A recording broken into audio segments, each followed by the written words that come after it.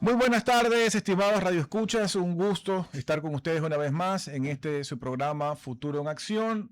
Hoy compartimos la mesa con Juan Carlos de Granados y tenemos el gusto de tener con nosotros como invitado a David Concha Neme. Él es director ejecutivo de Minuto Corp, una de las empresas de bienes raíces y construcción líderes y de más crecimiento en el Ecuador.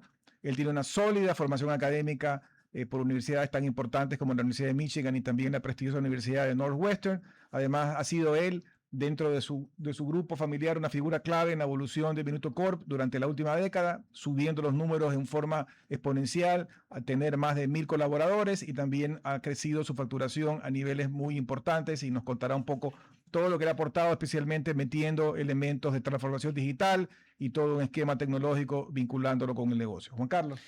Muy buenas tardes, amigos y amigas. Siempre es un gusto compartir la tarde con ustedes, esperando que las cosas vayan saliendo muy bien. Aquí también un gusto compartiendo con el director Giovanni Ginata, con nuestro invitado David Concha Neme.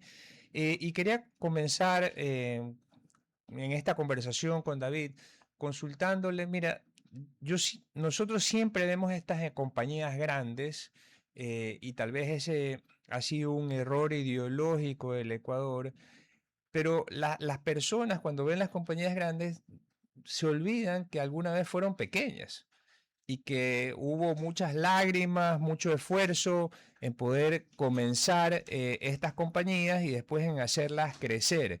Y allí hay muchas historias de compañías guayaquileñas que, por ejemplo, mi comisariato que comenzó como un restaurante, el primer día el chef no estuvo, son varias generaciones trabajando, le tocó al Charnigi que estaba en ese momento al mando del restaurante, aprender a cocinar inmediatamente después de una inauguración. Entonces hay muchas historias y cuando vemos marcas grandes hay mucho esfuerzo atrás. ¿Cuál es tu comentario al respecto sobre esta visión que tenemos en las empresas, sobre las empresas grandes en el Ecuador? Bueno, muchas gracias por la invitación, Giovanni y Juan Carlos. Mucho gusto estar aquí con ustedes.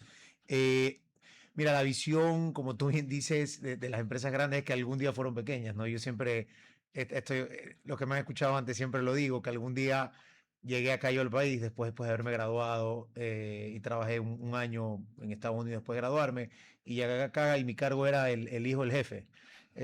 O sea, realmente llegué a una oficina donde habían no sé, 5 o 6 personas y todólogo, ¿no? Desde comprar, pagar, pararte en una obra. Yo no soy ingeniero, yo estudié finanzas pero nada, te tocan el tiempo, pues, hacer todo de cero, ¿no? Entonces, por eso cuando de repente en la oficina hoy alguien como que me ve con mala cara porque lo mando a hacer algo puntual, les digo, pues no, todo lo que tú estás haciendo, yo ya algún día lo hice. O sea, hasta trepar una caja en el val de la camioneta y pues A la obra. llevarla a la obra. Entonces, eh, todas las empresas tuvieron un inicio, ¿no? Yo tuve la suerte pues de poder acompañar a mi papá en esa aventura de hacer crecer la compañía. Realmente mi papá estuvo muy enfocado. Uh, Nos crió en base a, primero estaba en línea de ropa de niños, eran grandes importadores de ropa de niños, les iba bastante bien, tenían varios locales con mi mamá y pues en la época de la quiebra del sistema bancario ecuatoriano quebraron ellos también. Y luego eso realmente se levantó y estuvo muy metido en temas de cable telefónico, cable estructurado telefónico, y realmente con eso es con lo que nos crió. Pero fue una industria que desapareció. Eh, Realmente hoy en día no existe el cable estructurado de cobre para telecomunicaciones, todo migró a fibra, pues y ahí la tecnología lo sobrevino, él lo cuenta. Entonces, por eso lo repito y dijo, ¿qué hago? Y en julio cumplimos 20 años de Minuto Corp y hace 20 años exactamente dijo, voy a ser constructor y construyó 2 casas en las Orquídeas y perdió un montón de plata. Y dijo, no, pues tiene que haber una mejor manera, más eficiente de hacer las casas.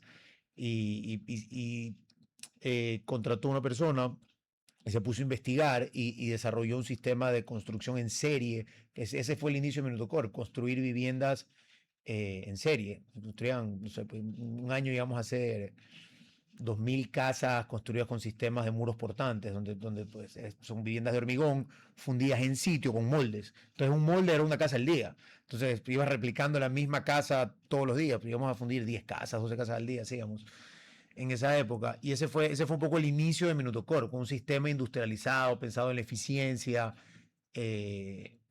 Y por ahí empezamos, ¿no? Yo llegué cuando, hace 14 años, en el 2012, o sea, la compañía tenía 6 años. Obviamente, mi papá fue entrando a ese negocio a medida que salía del de telecomunicaciones, y era en la parte de construcción que ya estaba de lleno metido. Yo vine a ayudarlo a hacer eso, a ayudar empezaba ya él a crecer y me dijo, vente, y le dije, ya, voy. Yo también, que estaba medio enamorado por acá, con mi actual esposa, le dije, ya, pues me voy. Y me vine, y la verdad que creo que una de las cosas gratificantes, por la educación que tuvo en Estados Unidos, eh, la gente que se graduaba de mi universidad y que estudió pues en la Facultad de Negocios de Michigan. Tengo amigos, si voy a Nueva York, trabajando en todos los grandes bancos, en los private equities, en todo. Entonces, gente con unas carreras muy sofisticadas, muy chéveres, historias muy chéveres de contar, las de ellos. Y más vale, al inicio, pues yo trabajaba en una consultora, vivía en Chicago, increíble, todo machote, me iba muy bien y vine a ganar la cuarta parte de la empresa de mi papá, pero yo creo que hay un componente, y aquí metiendo la parte de Ecuador que me preguntabas, hay un componente importante de venir a ser patria. Yo amo el Ecuador, o sea, realmente siempre lo digo, y cada cosa que hago, lo que hacemos como familia realmente, como grupo familiar, empresarial, lo pensamos desde el punto de vista cómo hacemos que las cosas sean mejor aquí. Obviamente todos trabajamos por dinero, o sea que es un tema importante, pero también cómo hacemos las cosas mejor, cómo mejoramos la manera en que se vive aquí, o en que la gente hace las cosas, desde un proyecto inmobiliario, por ejemplo, que estamos eh, muy conscientes de la necesidad que había, por ejemplo, en temas de logística con Almax.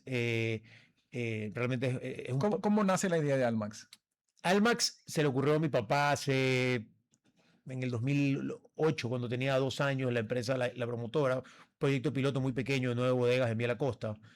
eh, y, y lo tuvo guardado en carpeta. Él ya tenía el terreno donde está Almax 2 aquí en San Borondón. En el 2000, en el 2000, ese terreno lo compró. Esa anécdota es curiosa. Voy a hacer una digresión un segundo, porque mi mamá quería pues venir a vivir a esta zona de la ciudad, pues no, y quería que mi papá le compre un terreno para hacerse una casa. Y un buen día llega mi papá y le dice, compré el terreno. Y mi mamá, ¿y en qué urbanización? No, compré un terreno en una arrocera. Mi mamá casi lo bota de la casa. Pero eso cuando éramos chiquitos, éramos pelados.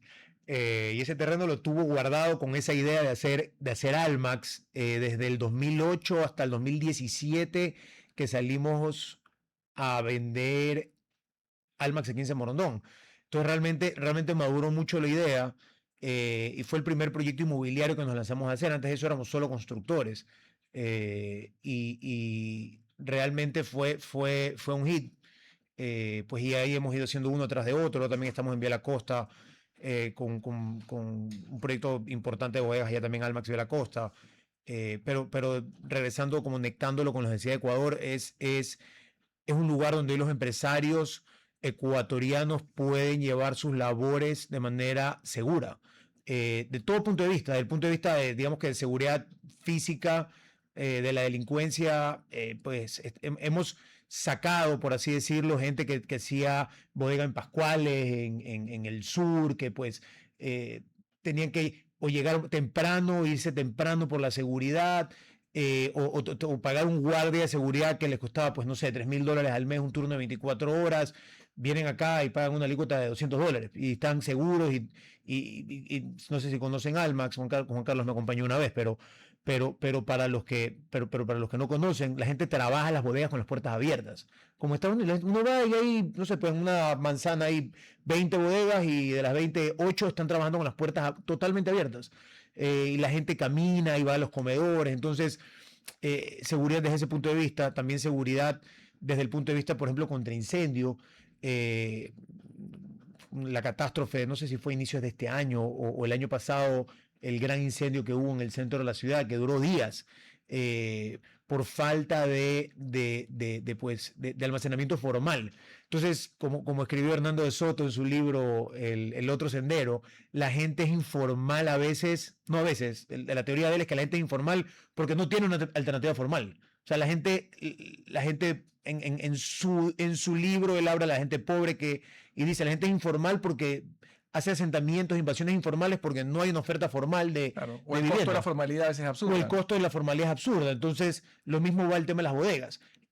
Nosotros estamos proveyendo al pequeño empresario que necesita 120 metros cuadrados o 150 o 180 o 200. Si tú ves dónde, tú dices a esa gente en la bahía, no, qué horror, cómo almacenan, ya, ok, ¿qué alternativas hay? Entonces, obviamente, la apuesta nuestra fue dar una alternativa para que haya ese producto y pues puedan ellos formalizarse y es increíble ver cómo nuestros clientes crecen ahí. O sea, hay gente que compra una, después compra otra, después compra otra, o la venden y se cambian uno más grande y uno los ve desarrollarse. Entonces, creo que eso ayuda al país, ayuda a que la gente pueda hacer negocios, me explico, mueve la economía. Pues nos encanta desde ese punto de vista y desde otros ángulos también ayudar al desarrollo del país, ¿no? ¿Y en qué momento tú como financiero decides seguir reinvirtiendo en el mismo negocio o buscar otro negocio para invertir? Mira, es una buena pregunta y es difícil porque siempre todo el mundo piensa en diversificación. Y naturalmente, si uno coge el libro, el libro de finanzas, pues dice que la diversificación baja el riesgo. Y conceptual y teóricamente es cierto, pero en la práctica a veces es difícil diversificar. Nosotros en el 2013, cuando éramos pequeños aún, en términos relativos a lo que somos hoy día, decidimos montar una hacienda de maíz. Y la tuvimos casi 5 años, pero nos dimos en los dientes. Perdimos, o sea, respecto a la hacienda, perdimos la camisa. No porque el negocio propiamente haya perdido un montón de dinero, sino por el costo de oportunidad. O sea, realmente si uno veía el balance, sí ganaba plata, pero era un esfuerzo sobrehumano Para ganar poquito. para ganar poquito. Entonces ahí uno se pregunta cuándo es más conveniente diversificar versus tener foco. Y yo creo que en la vida es muy importante tener foco y yo que soy inquieto, a veces me cuesta a mí mismo tener foco. Entonces, ¿cuándo diversificar? Yo creo que ahí viene un poquito algo de sagacidad, de tener, pues, de poder ver las oportunidades, bien acompañado de inversión. Aquí, lamentablemente, en Ecuador, en América Latina cada vez menos, pero en Ecuador definitivamente no ha empezado esa vorágine de agregar capitales para perseguir las oportunidades, ¿verdad? Uno ve en Estados Unidos todas estas mega historias de éxito de las grandes compañías, pues, y Bill Gates llegó a ser el hombre más rico del mundo teniendo menos del 10% de su compañía. Y todos estos grandes, Zuckerberg, Moss, si uno se pone a ver cuánto tiene la compañía, tienen pedazos pequeños de la compañía. Pero agregaron capitales. Entonces yo creo que, y no sé si me estoy yendo como en la tangente de lo que me preguntas, de cuándo, pero yo creo que depende de que tengas la capacidad de financiar una operación en su etapa inicial. Y cuando tengas esa capacidad, ahí es cuando, porque los emprendimientos pues tienen un runway de plata que tienes que quemar hasta que realmente puedan generar un flujo de caja positivo, sobre todo cuando atando a la conversión de grandes empresas, cuando, me explico, para que una oportunidad para una empresa grande valga la pena perseguirla, tiene que tener un retorno interesante, porque como la analogía de la hacienda, nos quitaba un montón de tiempo y el retorno era pequeño, entonces es preferible dedicarse y tener foco en lo que decíamos, pero si queremos ir al menos esta es nuestra visión, no digo que es lo que tenga que hacer, pero pues ya que me están entrevistando a mí la doy. Es un poco eso, tener suficiente capital para poder esperar a que el negocio despegue. Y yo creo que en unos temas que conversábamos fuera del aire contigo, Juan Carlos, el mercado de valores y el mercado de capitales del Ecuador tiene que desarrollarse para que hay gente que tiene grandes ideas y tiene experiencia en cómo ejecutarlas. Voy a inventar, no sé, pues un gerente o director de operaciones, me invento de Unilever o de Cervecería Nacional, que pues tiene 30 años en la industria, tiene una gran idea de cómo hacer tal o cual proceso más eficiente. Dice, no, pues hoy día quiero irlo a hacer. Pero ese pana no tiene pues el capital de riesgo, porque ese es capital, me explico, ahí lo que necesita es capital de riesgo, porque a lo mejor ha ahorrado y le va muy bien y tiene su casa y su ahorro, pero sus ahorros son Pero David, pero en el Ecuador no ha habido una cultura de capital de riesgo como hay en otros países, donde hay todo un ecosistema dedicado a invertir y arriesgarse en nuevas ideas, en nuevos proyectos. Aquí ha sido todavía muy limitado. Sí, Y las leyes no acompañan a veces. sí. A ver, en lo primero estoy 100% de acuerdo. Estoy 100% de acuerdo que no ha habido esa cultura, pues y ahí está el desafío, pues no, digamos, o sea, parte de lo que yo creo que la oportunidad que al menos yo y mis hermanos hemos tenido, y pues mucha gente ha tenido, cuando nos hemos ido a educar afuera, es tener exposición a estos nuevos esquemas y modelos. De hecho, mi esposa está haciendo la maestría de LIDE ahorita, ya termina por fin este fin de semana, y la felicito aquí en el aire. Pero veo que ya lo enseñan inclusive en las aulas aquí, en las maestrías aquí. Entonces, pero coincido contigo en que no ha habido la cultura. Ahora, por el lado de las leyes, no comparto contigo, porque los vehículos para hacerlo, o sea, si quisieras hacer, no sé, pues un fondo, la legislación para los fondos colectivos existe. Es más, este año han salido varios fondos colectivos, nosotros lanzamos uno a inicio de año, para un negocio inmobiliario donde pues abrimos el capital de la primera etapa de Almax Vía la Costa y trajimos inversionistas y se vendió en una semana todo lo que vendimos, el 49% del proyecto, del capital del proyecto, y se vendió todo en una semana. Entonces no coincido con que no acompaña la legislación. Yo creo que las herramientas están ahí.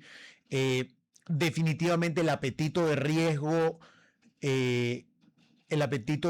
históricamente no ha estado ahí, pero yo creo que está cambiando. Yo creo que hoy es un buen momento y va a haber un cambio y digamos que nosotros lo queremos aprovechar y pues digamos que hago extensivo a los emprendedores que entren y exploren ese mundo. El otro día con mucho gusto vi ¿cómo se llama? De Javier y Jones. Él tiene una tienda hacen galletas. Hizo una emisión de obligaciones de un monto, digamos que pequeño para lo tradicional del mercado de valores, y me da mucho gusto, y sé que se ha colocado muy bien, y me da mucho gusto que ya empresas pequeñas empiecen a ver, por ejemplo, en el mercado de valores oportunidades para apalancarse, ¿no? Eso no pasaba antes. No, pues ni en Era show. para las industrias, para las compañías grandes. Y nosotros dentro del portafolio de empresas que tenemos, estamos en el negocio de administración de fondos, y te digo algo, no hay que invertir.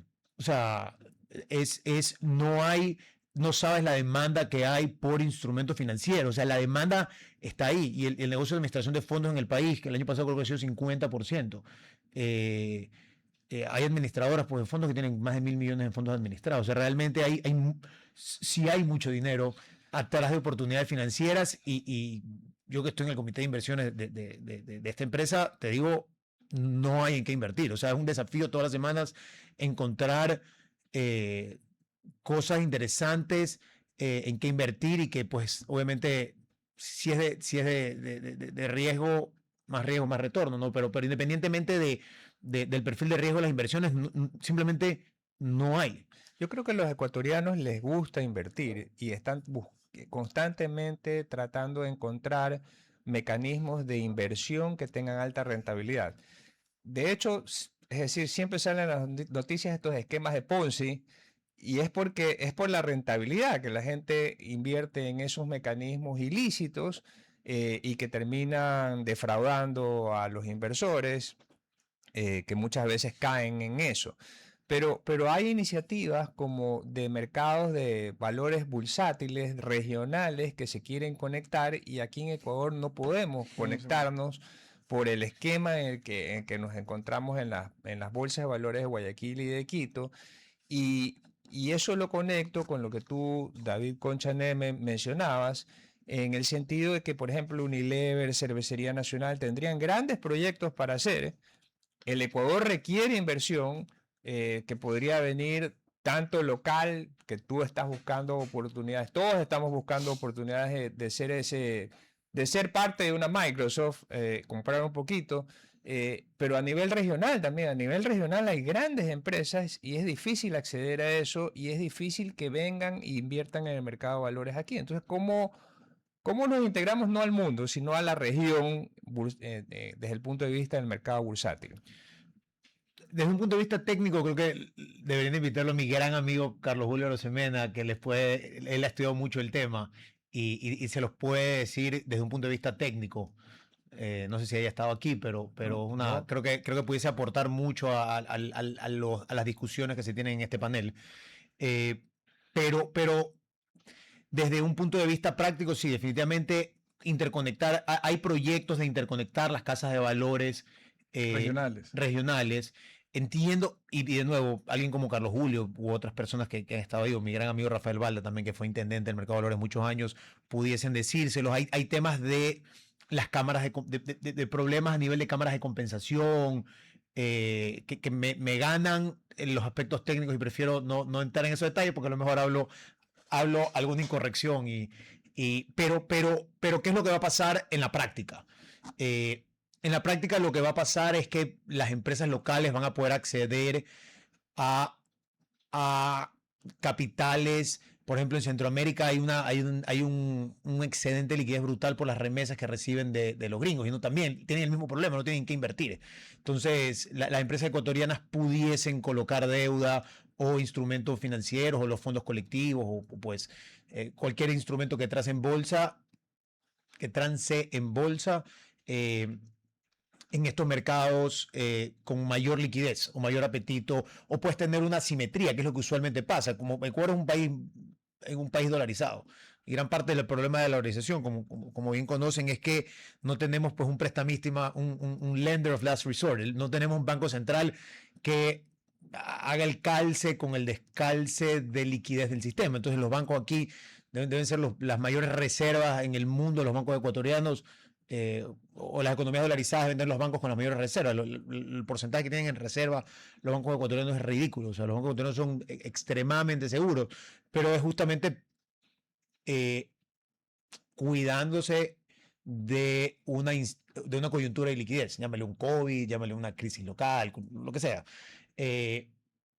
Entonces, tener acceso a liquidez afuera le traería mucha ventaja al Ecuador. Digamos que hubiese, no sé, pues algo coyuntural que nos tenga ilíquidos en el país, pero tenemos acceso a la liquidez de Juan Pérez, ciudadano de Guatemala, que está buscando retorno y puede de manera fácil comprar deuda pongámonos nosotros de ejemplo, de Minuto Corp en Ecuador.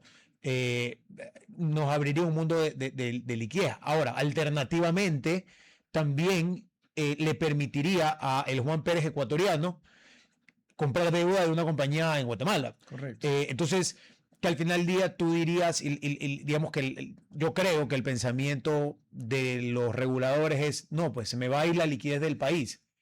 Y yo creo que es un pensamiento equivocado. Minúsculo. Yo creo que lo que va a pasar es que Juan Pérez, que puede invertir en el Minuto Corp ecuatoriano con una tasa X, el Minuto Corp guatemalteco puede ser que esté rendiendo X+1. Entonces Juan Pérez ecuatoriano va a tener más dinero para ir al cine, para comprarse un mejor carro, entonces Generar empleo.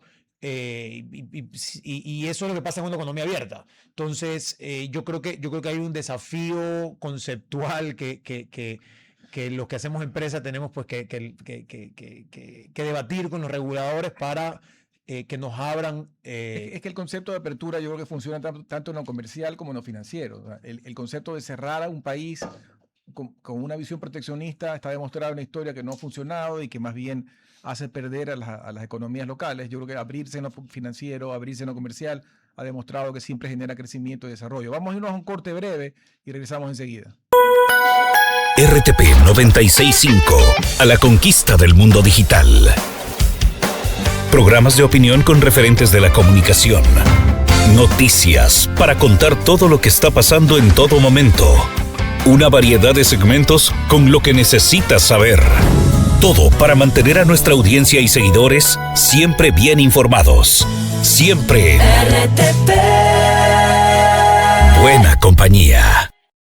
Gracias por regresar con nosotros a su programa Futuro en Acción. Para las personas que recién se conectan, estamos conversando junto con Juan Carlos de Granados, con David Concha Neme, director ejecutivo de Minuto Corp S.A., una empresa de mucho prestigio y de mucho crecimiento en el mundo de las bienes raíces, la construcción y también en el mundo financiero. David, hay un tema que conversamos durante el corte y es un desarrollo que ustedes han hecho de un modelo que se llama Build to Suit. ¿Puede explicarnos cómo nació este concepto? ¿De qué se trata y cómo decidieron innovar en eso? Sí, por supuesto. El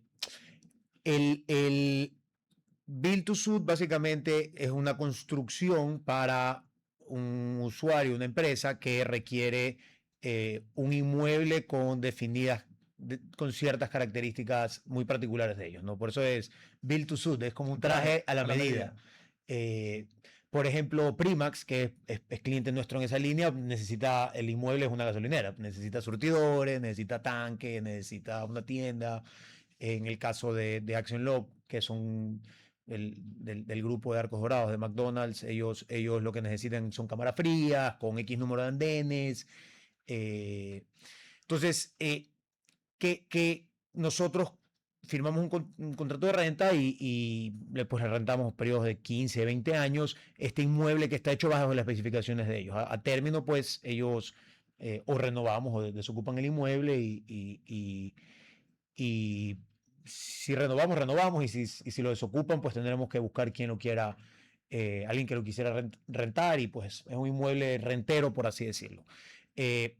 ¿Por qué es interesante esto de aquí? Y yo creo que es un espacio pues, donde hay muchas oportunidades de desarrollar más del lado nuestro y de comprar más del lado de los clientes o potenciales clientes nuestros. Es porque, ¿qué pasa? Ecuador es un país que tiene un riesgo país históricamente alto. En estos momentos, por suerte, está bajo, pero cuando menos es volátil. Entonces, ¿qué pasa? Me voy a inventar Holcim, que de hecho también es cliente nuestro, tenemos un inmueble rentado a largo plazo, desarrolla una planta de hormigón. ¿Qué es lo que piensa Holcim? Holcim gana X cantidad de dólares en Ecuador, X cantidad de dólares en Colombia, en Perú, en Brasil, ¿verdad? Y en la junta directiva en Suiza dicen, ok, esto que nos hemos ganado, ¿dónde lo invertimos? Y dicen, ok, tienen opciones de comprar, de poner una planta de hormigón en el mismo Ecuador, en Argentina o en Brasil. Y dicen, cuando hacen su análisis financiero, ponen el componente de riesgo país y dicen, uy, Ecuador el retorno es interesante, pero hay mucho riesgo. Llevémonos la plata que produce la empresa en Ecuador, llevémonoslas a Brasil. Entonces, hay un éxodo de capitales de todas estas empresas, por ejemplo, en el caso de las multinacionales. Que es malo lo que para el país, ¿no? al final del día es malo para el país. ¿Qué es lo que nosotros hacemos en ese caso? Le decimos, ok, llévate tu dinero a Brasil o a Argentina o donde te lo quieres llevar y nosotros entramos y hacemos esa inversión que para ti es rentable hacerla. Porque es rentable hacer la planta del Y tú hormigón. me pagas la renta. Y tú me pagas a mí la renta. Entonces, en el caso de las multinacionales, para los ejecutivos de las multinacionales es mucho más sencillo, no tienen que pasar por un proceso de aprobación de inversión de capital. Que es mucho más complejo. Porque ya hablando en términos más digamos que términos más teóricos, es puro OPEX, no tienen CAPEX. Claro. Entonces, usualmente el OPEX tiene umbrales de aprobación muchísimo más sencillos. Claro. Entonces, eso es lo que entramos a hacer. Entramos a hacer el CAPEX para estas empresas, donde les permitimos crecer sin usar capital propio. Sea porque se lo llevan o porque no lo tienen, o porque lo quieren usar para... Y conceptualmente también las empresas tienen que especializarse en lo que hacen. Un poco atando lo que hablábamos al inicio de foco, las empresas dicen, no, yo quiero...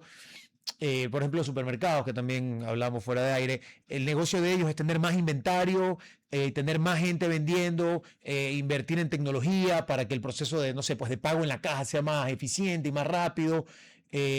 no es tener inmuebles. En cambio, nuestro negocio es ser inmobiliarios. Nuestro negocio es tener inmuebles. Entonces, es un poquito como dividir el negocio en que los inmobiliarios se enfoquen en ser lo más eficientes desde el punto de vista inmobiliario y los que están en el negocio de los supermercados pues sean lo más eficientes en rotación de inventario y todo. Y en este modelo, solo para tener claro, tú le entregas llave en mano la construcción, ya sea de la planta o del centro comercial o de la gasolinera, y luego, y obviamente cobras la renta, y también estás obligado en el tiempo a darle cierto servicio o mantenimiento de la propiedad, o básicamente ellos, como son temas técnicos, se encargan ya de eso.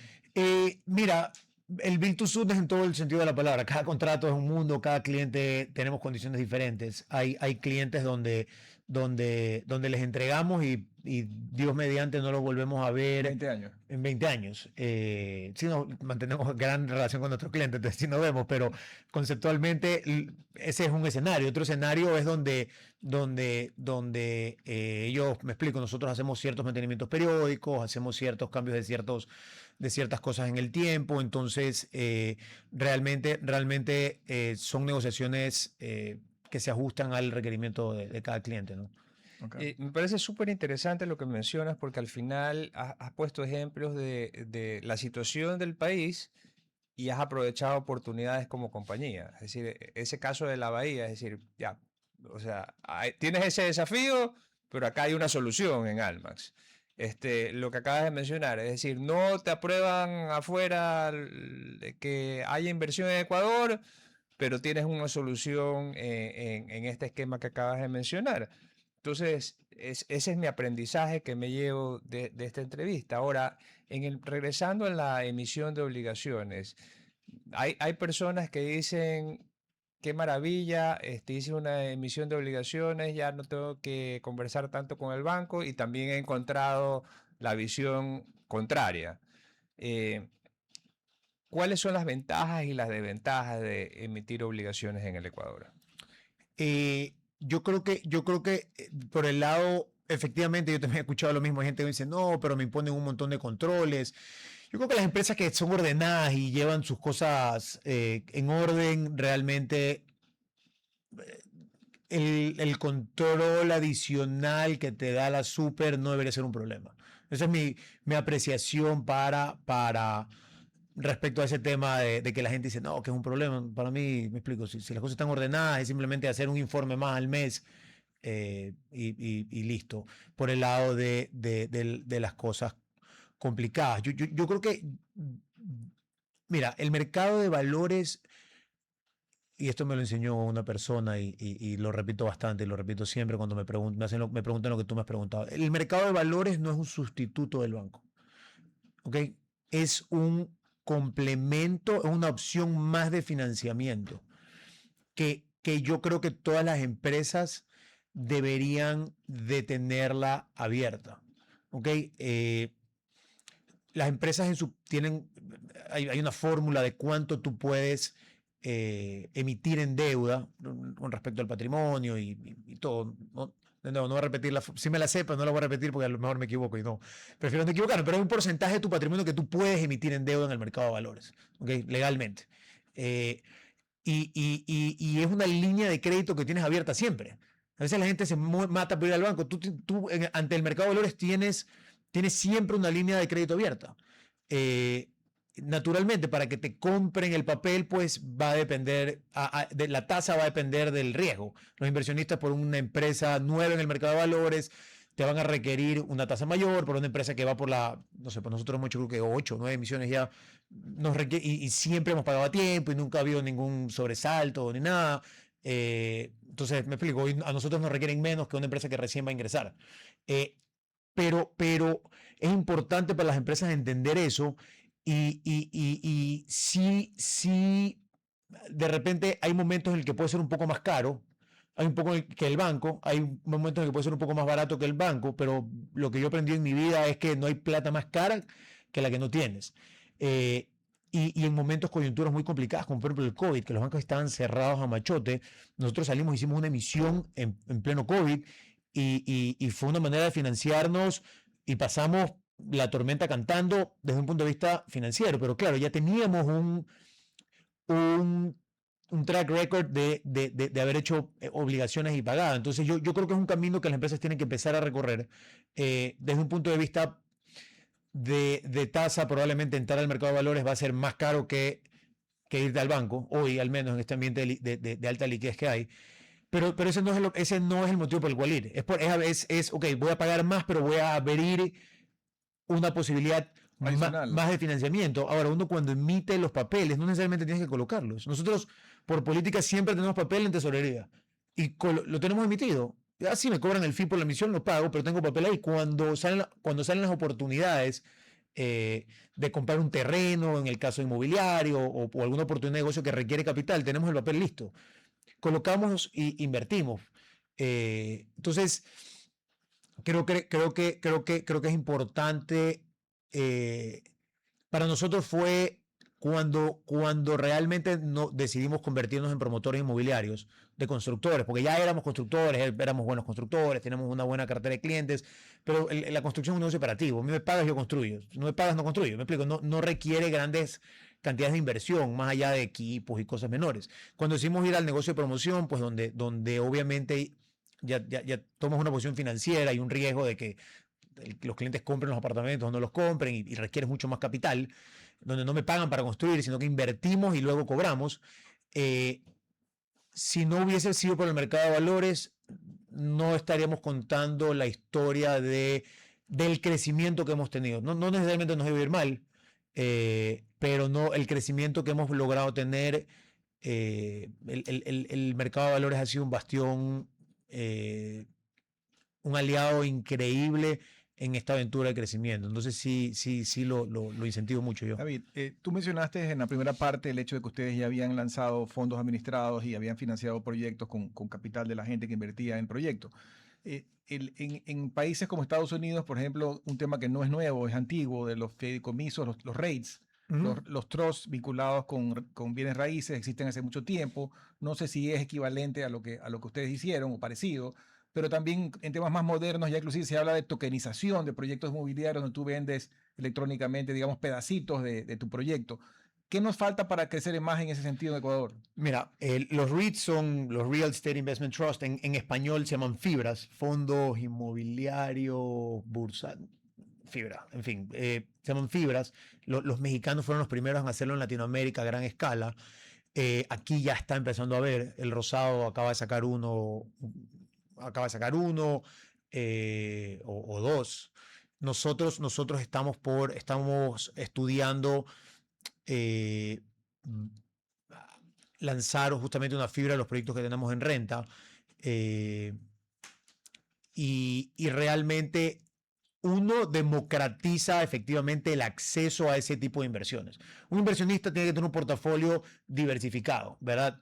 Y lo que te pasa y aquí no quiero escupir para arriba, pero cuando vendes una propiedad de alquiler y tienes una, y si esa una, por favor, que sea en Almax a los oyentes de la radio, pero no, de verdad, es la que mejor rinde versus renta, costo de inversión, las bodegas en general, pero fue pasando la cuña publicitaria. Si tienes una bodega, tú eres, me explico, vives o mueres por esa bodega. Si está alquilada, ganas el 100%, y si no está alquilada, ganas el 0%. ¿No? Un poco la fibra lo que hace es agrega muchas propiedades, y al agregar todas esas propiedades, es menos probable que una esté desocupada o tiene atrás contratos a 20 años, versus que una bodega a lo mejor firma un contrato por 2 o 3 años.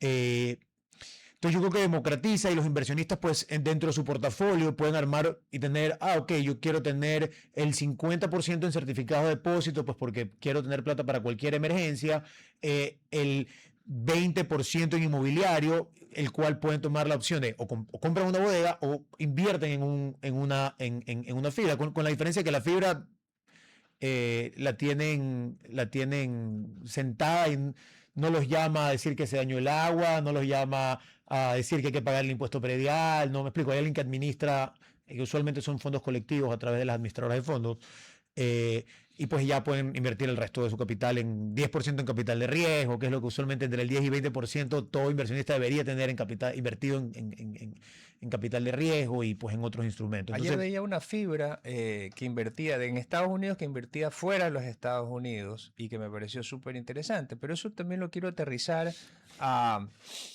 La gente seguramente nos está escuchando y hay personas que dicen, ya, pero inversionista suena como a fortunas, ¿me explico? Y yo veía una historia en Estados Unidos de un conserje que invirtió sus pocos excedentes a lo largo de toda su vida laboral y al final tenía millones de dólares de apreciación sobre la cartera que había escogido, que en definitiva era cartera de compañías, de blue chip companies y le había ido muy bien. Entonces, En acciones. en acciones. Y a lo que voy es decir, no asumió mucho riesgo, solamente esperó. Y de hecho su vida, en su vida tenía gastos muy pequeños y lo que hizo fue que dejó una gran herencia y hay una discusión sobre esa herencia. Pero a lo que voy es, ¿cómo democratizamos este mercado de valores ecuatorianos y ojalá que en algún momento se pudiera hacer un mercado regional de valores para que haya historias, más historias como esa? mira, Einstein dijo que la octava maravilla en el mundo es el interés compuesto. Y a veces es difícil de entender. Y aquí les voy a los oyentes y a ustedes les voy a hacer les voy a hacer una pregunta para que me la contesten. Y eso es el interés compuesto y la gente no lo logra entender. Entonces hay que educar financieramente. Supongamos que hay una laguna, ¿verdad? Y hay una bacteria que se duplica en tamaño todos los días, ¿ya? Y le toma 30 días copar todo el lago a la bacteria. ¿Cuántos días le tomó copar la mitad del lago? No es la mitad de los días, son más días. Porque va creciendo exponencialmente el crecimiento.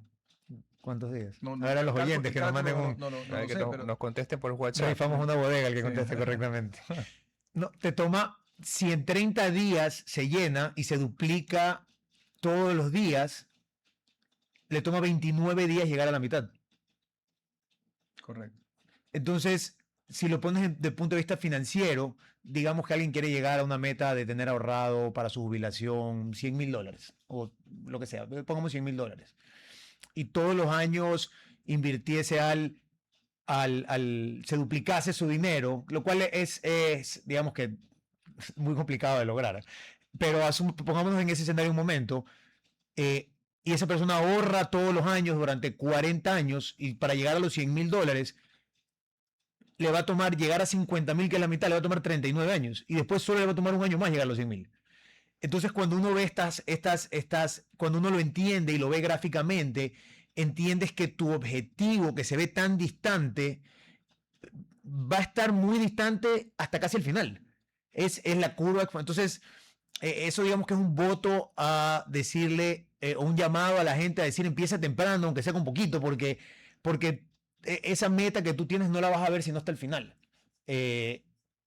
Y entonces sí hay una falta de cultura financiera. Y no solo aquí, ojo, en Estados Unidos pasa lo mismo. No creas que porque hay un mercado más sofisticado allá necesariamente tienes pues gente más sofisticada. Yo creo que lo que hay muy bien allá y que aquí está por desarrollarse es que tienes muy buenos, hay todo un ecosistema como que de wealth management y advisors, o sea, consejeros que ayudan a la gente. Me explico, porque tú eres abogado, me explico, tú no tienes por qué saber esto, tú tienes que saber leyes, pero tú vas donde alguien que te ayude, y yo creo que ese network de que alguien te ayude aquí no está tan desarrollado. Y en Estados Unidos, igual que aquí, de clase media para abajo, también hay un problema a la inversa de sobreendeudamiento, ¿no? Sobre todo en tarjetas de crédito, que pasa la factura fuertemente a las familias. Y la universidad. Sí. La universidad, la deuda gente, de la una amiga universidad. acaba de pagar, es decir, a sus 50 y no sé cuántos años, Que la le va a universidad. Así es. Se nos ha acabado el tiempo, lamentablemente, David. Esperemos que regreses pronto, porque yo creo que hay muchos temas que nos puedes ir contando a lo largo del tiempo, porque son temas de gran interés y a veces la gente no conoce los detalles de este interesante mundo. Gracias a ustedes, gracias Juan Carlos por estar aquí y con todos ustedes hasta el día de mañana. Muchas gracias. Hasta aquí, Futuro en Acción. Control Master Marisela Basantes. Transmisión digital Gerardo Díaz. Redes sociales Erika Eras. Dirección Javier Gamboa. Todos los derechos reservados. RTP 2026. Si disfrutó este programa y aportó de manera positiva en su vida, déjenos sus comentarios en Instagram, página web o WhatsApp, así como los aplausos al artista son sus mensajes al equipo de RTP Ecuador. RTP. Buena compañía.